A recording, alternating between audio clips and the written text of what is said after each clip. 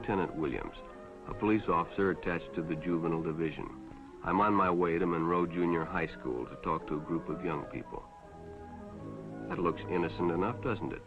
Lots of young people hitchhike. Seems like a good way to get from one place to another. But sometimes there are dangers involved that never meet the eye. Let's take the case of Jimmy Barnes. Jimmy played baseball all afternoon, and he didn't feel like walking home, so he decided to thumb a ride.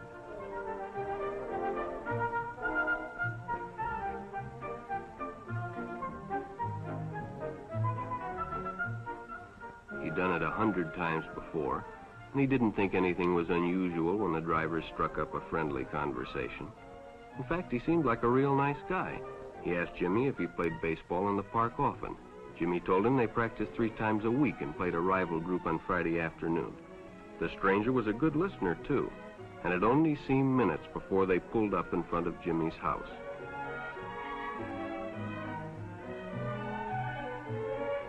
When Jimmy got out, the stranger gave him a friendly pat. Then he told him he'd see him again, as he always drove by the park on his way home.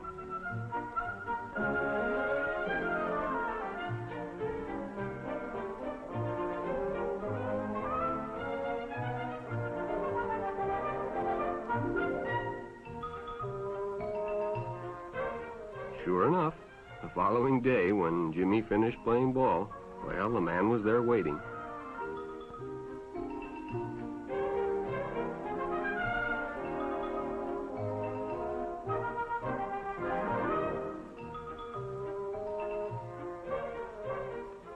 They stopped at a drive-in, and the stranger treated him to a Coke.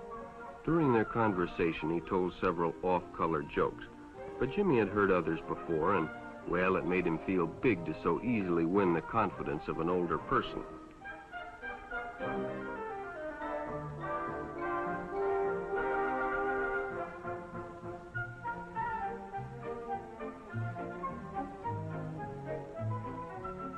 The following Saturday, they went fishing together. By now, they were using first names. Ralph said it was more friendly.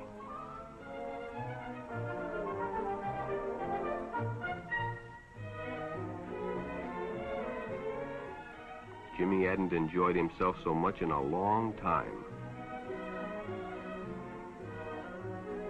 Then during lunch, Ralph showed him some pornographic pictures.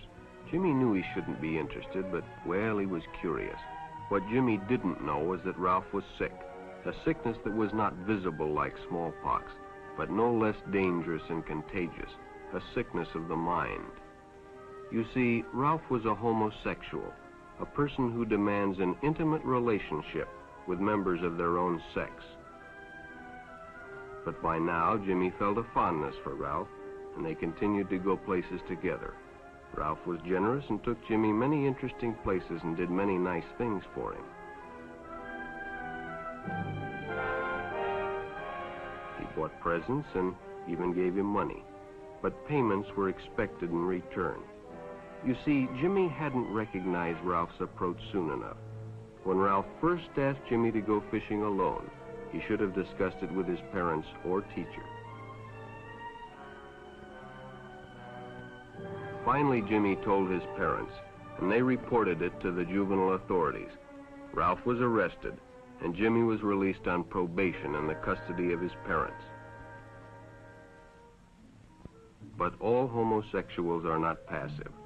Some resort to violence, as in the case of Mike Merrick.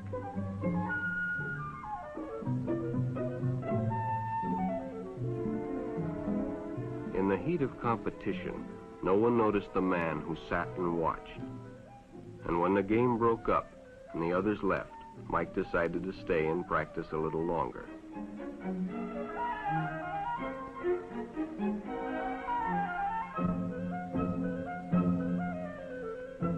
The stranger joined him.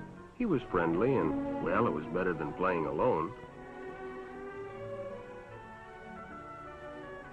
But after a few shots, Mike realized he had already overstayed his time and suggested he better leave. The stranger told him if he'd like to stay longer, he'd be glad to drive him home when they finished. Sounded great to Mike. Chance to play longer and get a ride home, too.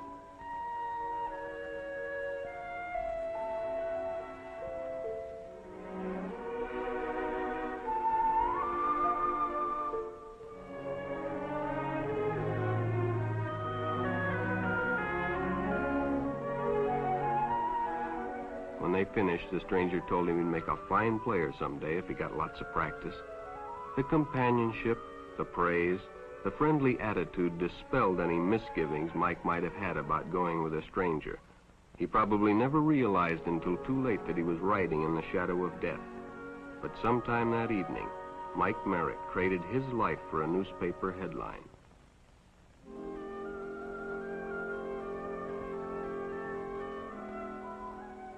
As Denny and Jerry got the papers ready for Jerry's afternoon delivery, they only casually noticed the two boys that raced by in the afternoon traffic, and they didn't pay much attention to the car that drew up shortly afterwards until the man called them over.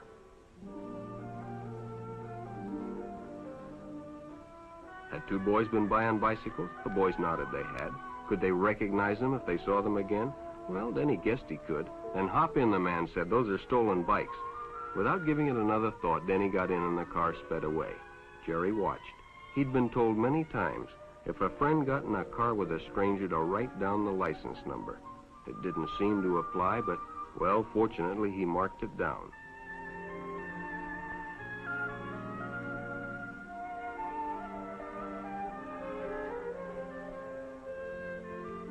When he delivered a paper to Denny's house, he asked his mother if they'd caught the boys that had stolen the bicycles. Denny hadn't returned, so he told her the story and gave her the paper with the license number.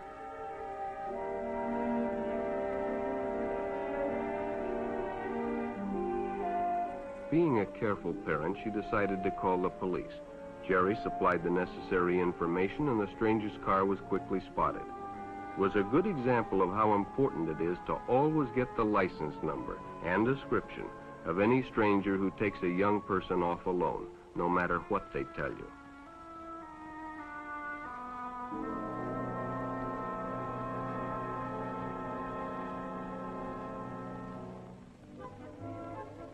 Public restrooms can often be a hangout for the homosexual.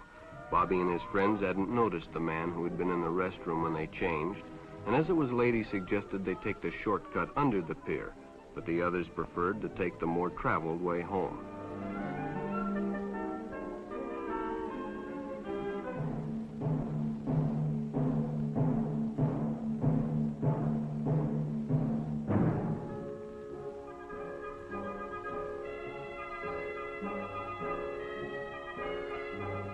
When Bobby recognized the stranger as the man in the restroom, the shortcut under the pier didn't seem like a good idea at all.